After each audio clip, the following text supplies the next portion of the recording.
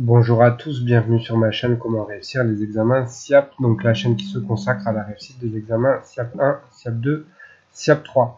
Aujourd'hui on va parler du coup de l'éclairage de sécurité. On va aller directement sur le PowerPoint du pack, donc voilà, il est là, il se présente comme ça. Donc je le mets en mode diaporama. Hop, on va aller sur le sommaire tout de suite. Voilà, éclairage de sécurité, on clique, ça renvoie dessus. Donc là, comme les autres vidéos, je vais le faire défiler comme ça, vous voyez à quoi ça ressemble. Et on va aller du coup tout de suite sur la fiche synthétique pour pouvoir parler de l'éclairage de sécurité. Donc c'est un PowerPoint simple mais efficace. Les différents éléments s'allument lorsque vous cliquez ou si vous avez une zappette. Voilà, il y a des images pour expliquer quand il y a besoin d'images. Et il y a des fiches synthétiques du coup en fin de chaque chapitre technique. Donc on va aller dessus. Voilà. Donc voilà la synthèse sur l'éclairage de sécurité. Donc l'éclairage de sécurité, on peut voir que ça répond à plusieurs objectifs. Encore une fois, on reprend ici les objectifs de la prévention. Donc on a faciliter l'évacuation du public, faciliter l'intervention des secours. Dans les généralités, ce qu'il faut savoir, c'est que la durée d'autonomie de la source de sécurité doit être d'au moins 1 heure.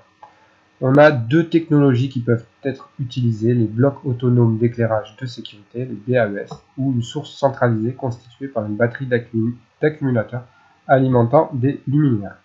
Deux fonctions à l'éclairage de sécurité, l'éclairage d'évacuation ou de balisage et l'éclairage d'ambiance ou anti-panique. Deux modes de fonctionnement, permanent ou non permanent. L'éclairage d'évacuation ou le balisage, donc il est obligatoire lorsqu'il y a plus de 50 personnes, dans les locaux de plus de 300 m² en rez-de-chaussée et étage, ou plus de 100 m² en sous-sol. Il faut savoir que dès qu'on est en sous-sol, les mesures de prévention sont toujours aggravées.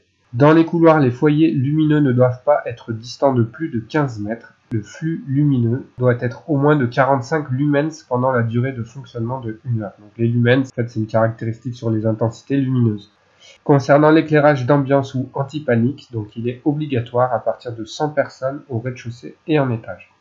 Et du coup 50 en sous-sol. Le flux lumineux minimal est de 5 lumens par mètre carré. Le rapport entre la distance de deux foyers lumineux voisins et leur hauteur doit être inférieur ou égal à 4 et fonctionnement pendant au moins 1 heure. Donc voilà, en fait, tous les éléments qui sont importants et que vous devez retenir, ce sont les éléments qui sont en couleur. L'entretien, donc l'entretien une fois par mois, passage à la position de fonctionnement, vérification de l'efficacité de la commande de mise en position de repos et retour automatique à la position de veille. Une fois tous les 6 mois, on vérifiera l'autonomie d'au moins 1 heure de l'éclairage de sécurité. Toutes ces opérations seront notées sur le registre de sécurité. À savoir que dans l'entretien ici, donc une fois par mois, une fois tous les 6 mois, c'est à la charge de l'exploitant. Quand on va dans les articles du 25 juin 80 sur les articles EC, on a voilà une partie sur l'exploitant et après on a à la fin des articles EC une autre partie qui nous renvoie sur les articles EL, donc l'EL 19 si ma mémoire est bonne, qui lui-même nous renvoie sur l'article GE10. Et dans ces articles, il nous est dit qu'il y aura également une vérification du coup de l'éclairage de sécurité par un technicien compétent annuellement. Je ferai une vidéo spécifique sur les vérifications périodiques techniques qui doivent être notées sur le registre de sécurité. Je ferai une vidéo avec un tableau synthétique en fonction de chaque chose. Je vous mettrai la fréquence de la vérification, si c'est un organisme compétent, un organisme agréé, pardon, ou un technicien compétent.